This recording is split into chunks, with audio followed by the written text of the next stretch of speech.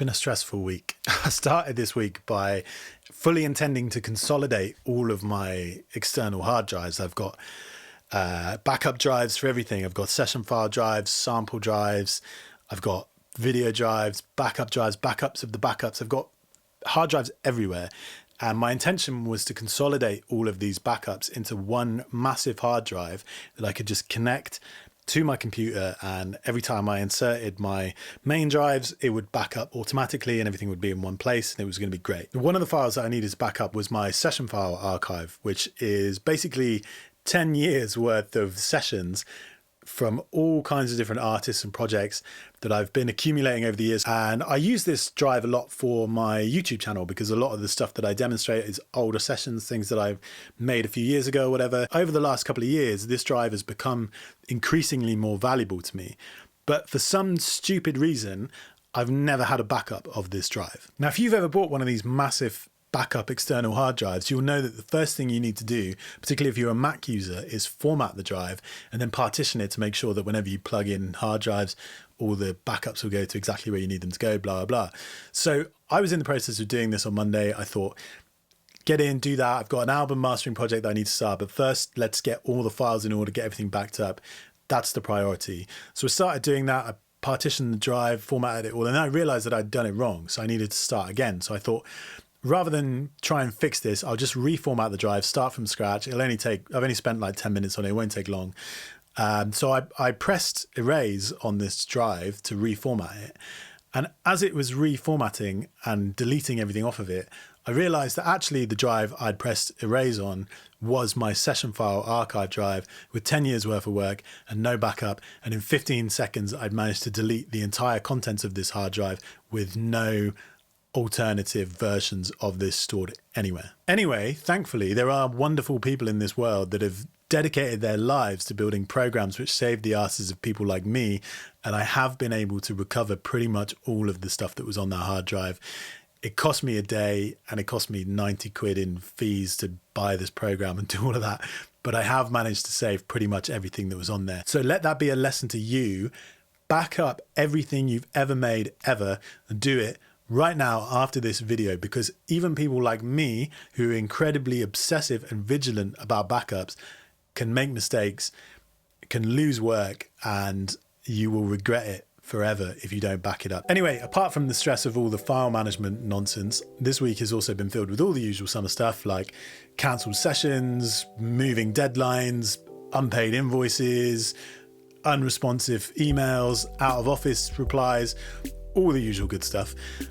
But joking aside, if you work in the music industry, you'll know that this time of year is a bit of a weird one because a lot of people are away, they're doing other stuff, they're doing festivals, live work, going on holiday, or they're just getting out of the studio and being a normal person.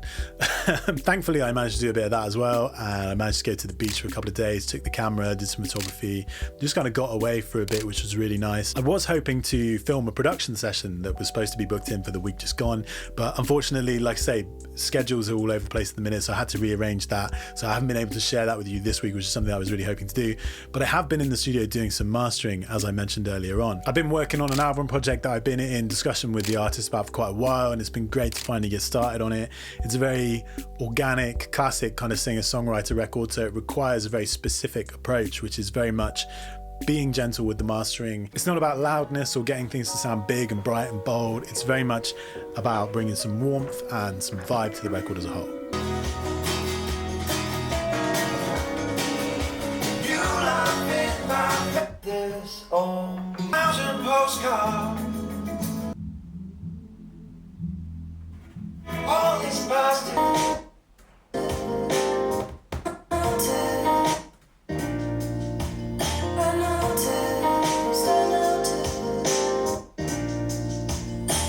What's interesting is I do quite a lot of mastering projects, and a couple of years ago mastering was like one of my main gigs for quite a while, but I never really consider myself to be a mastering engineer. I don't really master any of my own projects, and if I'm mixing a project for another artist, then I pretty much always recommend that they use a separate mastering engineer and they get a fresh set of ears on the record. And there's a lot of benefits to that. If you find a good mastering engineer that you work really well with, then it's great to have that extra stage of feedback and somebody to say, maybe we can change this in the mix, maybe you you need to just make this adjustment and that's going to help the master be better and ultimately help get the whole thing over the line. That's really great. But on the other hand, in the years that I've been doing this, I have worked with some really bad mastering engineers as well. I've sent off mixes for mastering and then got the final masters back and thought, fuck, this sounds so bad. I could literally do a better job myself. And that's kind of how I ended up doing mastering for other artists. So that got me thinking about some questions which come up a lot, such as, is mastering actually worth it? Do I need to hire a mastering engineer? Can I do my own mastering? Should I do my own mastering? If I do my own mastering, what does that even look like? And I think that really depends on so many different factors. I think if you have the budget and you're working on an album or an EP or a longer form project of any kind, then it's basically essential to bring in somebody else to help you finish that and get that over the line. Because the chances are, if you've produced it yourself and maybe you've mixed it yourself, then you've been hearing those songs in every context, from the very beginning stages of the songs right up to the final mixes, and you've almost definitely lost objectivity by this point. So when it comes to the mastering stage and you need like a fine ear for some things, it's almost impossible to have any objectivity because you've been working with those songs for so long. And in that situation, I think it's really important to hire somebody that you trust and that you respect and that you like their work. Maybe it's somebody that's come recommended to you by other artists, or it's somebody who has mastered other records that you love, or maybe it's even somebody from YouTube that you just follow and you really like what they do and you feel like there's somebody you would trust to work on your music. Those are the people I think you need to hire to master your record, not just somebody that you find on Fiverr or Sound Better and you don't really know much about them. I think often that's when you get the worst results, or even these like online mastering services that will provide you like instant masters in a couple of days. I think generally those are the things in my experience that have given me the worst results. But actually working with people that you have a communication with, that's when I've got the best results from mastering. What I would say is, if you don't have the budget, maybe you're a hobbyist, or maybe you're in that gap somewhere between somebody who's doing this purely as a hobby and somebody who is a full-time musician, where you're taking your music very seriously and you really want to put out the best thing, but you perhaps don't have the budget or the resources of somebody who is doing this full time. That's where it can be tricky, because I appreciate you probably have other financial commitments in your life and mastering is not always affordable. So that's where it is absolutely okay to try mastering your own music. Now, mastering is a very complex topic and there's so much information out there. I'm not going to claim to be able to teach you the nuances of mastering in the space of a YouTube video. But what I would say is, if you are going to start doing your own mastering and you want to give it a go, the tips that I would give you are: keep it simple, trust your instinct, and have a plan. By that, I mean, when I was talking earlier on about the record that I've been mastering this week, from the very beginning of that, I had a plan. I knew what I wanted to do. Like I say, I wanted it to be warm. I wanted it to be organic. I wanted it to have a very natural sound. I knew that I needed to use some light compression, some tasteful EQ, and a bit of tape saturation. So that's kind of where I started, and then I let it just lead me. I'm also asking the artist for references. So he's given me a couple of references and I'm using them as a ballpark for what it should sound like, and trying to get the sound that I'm working on to be as close to the sound of the references that he's given me. And I really recommend that you try doing that as well. Pick some references that you like, 2 or 3, don't make it really complicated for yourself, 2 or 3 songs that you like, a simple mastering chain, and that should be enough to get you started. So I'm going to show you a couple of quick things now. Firstly, I'm going to show you how you can build your own very simple but very effective mastering chain using just stock plugins. I'm going to be doing this in Logic, but you can do this in any DAW. The principles and the basics will translate. And then after that, I'm going to show you a quick trick to directly import your own masters into Spotify and add them to playlists with your favorite sounding tracks, so you can A/B them against them, referencing them, and use that as a guide to see how close you are to the sounds and the songs that you love. So I have this track here, which is an indie rock kind of thing. This is the pre-master mix. So this is the final mix before it went off to mastering. I'll play you a bit of the unmastered mix, and then we'll look at how we can shape this up into something that sounds much more like a final master by just using a very simple mastering chain. I was never in the garden. Still I could be found lying in the dirt. But you never found it. To call on a hitman. To call on a hitman. So you can hear that it sounds pretty good, but I just want to tighten it up a little bit maybe open up the top end a bit, give it a bit more air, and then maybe even try some saturation just to give it some more energy. So what I'm going to do is I'm going to head over to the stereo output over here, and I'm going to bring up the simple master preset from my ultimate mastering pack, which, as I say, is a pack of mastering chains for Logic Pro, which if you're a Logic Pro user, you can check out on the link in the description below. But this chain, as you can see, is very simple. It's got a gain plug-in here, and this is basically just to make sure that the level of the track is right before it hits the compressor so that we're not squashing the hell out of it. Then we have an instance of compression. This is just the vintage VCA SSL style compressor. And then we have an instance of EQ. I'm using the linear EQ from Logic just to open up the top end a bit, take out some mid-range harshness and some low mid boxiness, as well as rolling off these super low frequencies. Then we have a limiter, which is currently turned off. I'll get to that. And then we have this multimeter, and this is just going to give us a visual idea of what's going on, which is good, particularly if you're feeling a little bit unsure, to have a visual reference. As always though, use your ears first and foremost. And also, this is a preset. This is designed as a starting point, not just to turn it on and off we go. It's going to sound much better. It does need some work. So let's take a listen to what this compressor is doing. I'm going to leave the multimeter on because it's not actually doing anything sonically. The gain is set to 0, so that's also not doing anything. We can leave that on. Let's have a listen to what this compressor is doing. I've set this up in a way which is sort of designed for mastering. So we have a 2:1 ratio, relatively slow attack, super fast release. And then we're going to see where this threshold needs to be to get this sounding tight and sounding compressed without being squashed. I was never in the garden. Still I could be found lying in the dirt. But you never found it. Curious to call on a hitman. To call on a hitman. You're much more drunk than you're not.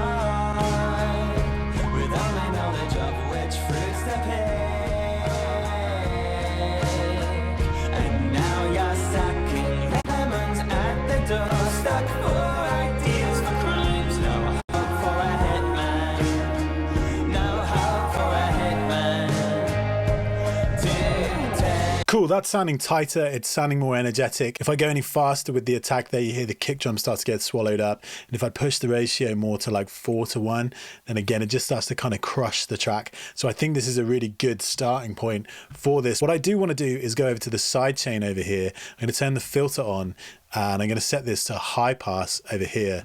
And then we're going to set the frequency to somewhere around about, let's say 120 hertz or so. And what that's going to do is just let all of the bass frequencies in the low end come through without actually activating the compressor, because this track is quite bass heavy. It's got a lot of like driving bass guitar, and the kick drum is quite heavy. I feel like that's currently hitting the compressor too hard. I want the compressor to only react to everything above those frequencies. I was never in the garden. Could be found lying in the dirt. But you never found it. Curious to call on a hitman. To call on a hitman. Yeah, nice. It's subtle, but it's got a bit more energy about it. I feel like it's tighter, and that's exactly what we want. Let's move on to the EQ now. Like I said earlier, I want to open the top end up a little bit. The preset is already designed to do that. Take out a little bit of harshness as well. There's a bit of harshness in that hi-hat that I'd like to dial out a bit. And let's see what we can do. I was never in the garden. Still I could be found lying in the dirt. But you never found it. Just quickly, if I right click here, I can change the scale of the EQ. So I can set this to linear 30 dB. It's not changing the amount it's boosted, it's just changing the scale so we can be a bit more precise, which in this mastering scenario I think is going to be really helpful. I was never in the garden.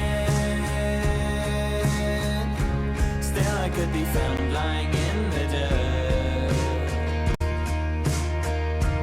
But you never found it.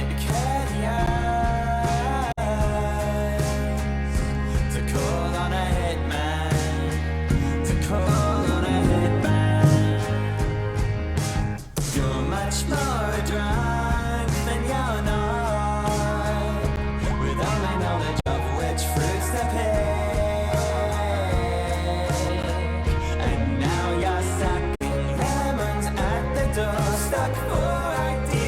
we're doing quite a big boost in that top end, but I feel like it needs it. The track is quite dark, and this is just helping to open it up. As I say, these are presets. All of this is designed as a starting point, but these nodes are kind of put in places intentionally where I think you're going to need to maybe do some work in your track. And these are good places to start, in that upper mid-range, in the top end, and in this low mid boxiness. Lastly, we're going to head over to the limiter, and this is really just to make sure that the track comes up to the right level so that when you play it in Spotify or whatever, it doesn't sound super quiet. Spotify do recommend that you export your tracks to have a loudest peak of -1 dB full scale, which means turning this down to -1, and then also making sure that your LUFS, so your loudness units full scale, are around about -14, but there's a lot of debate about that online. You see we have this LUFS scale here. Basically what this is another means of measuring loudness.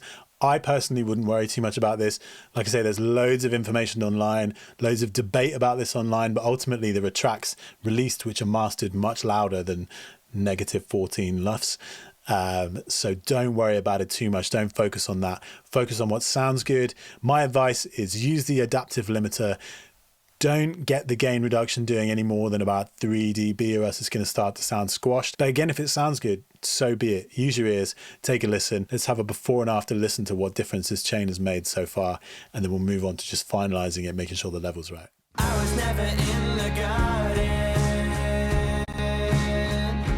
Still I could be found lying in the dirt. But you never found it.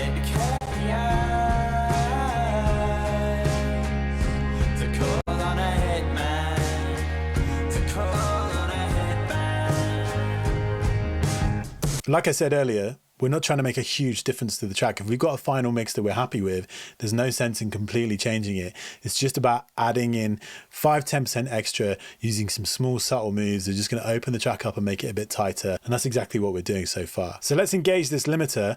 As I say, we're adding 9 dB of gain here. So what I'm going to do is bring down the master fader by 9 dB as well. This just means that we can actually have a listen to what the limiter is doing without just being like, oh, it's made it 9 dB louder. So it sounds great. It's also going to blow your head off if it's 9 dB louder probably. So let's take a listen to what this is doing. We'll get a feel for exactly how much compression is going on and what difference it's making. I was never in the garden.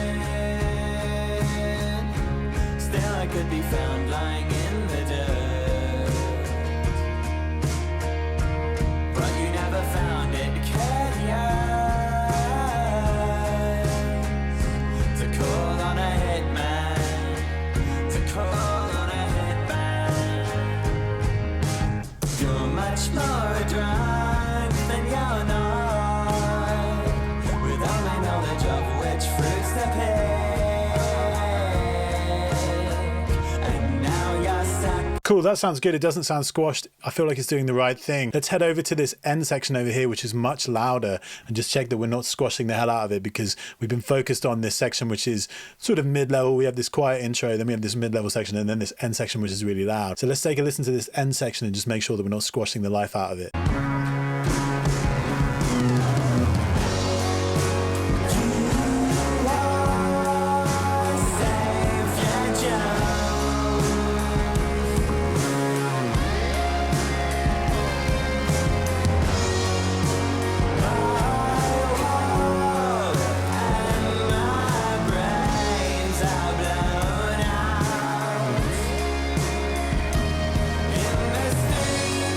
Cool, that sounds good. I felt like when it was at 10 dB, it was really getting a little bit squashed and a bit harsh. So I've brought that back to 9 dB. I'm now going to bring this fader up, and then we'll just check the overall level on the multimeter as well.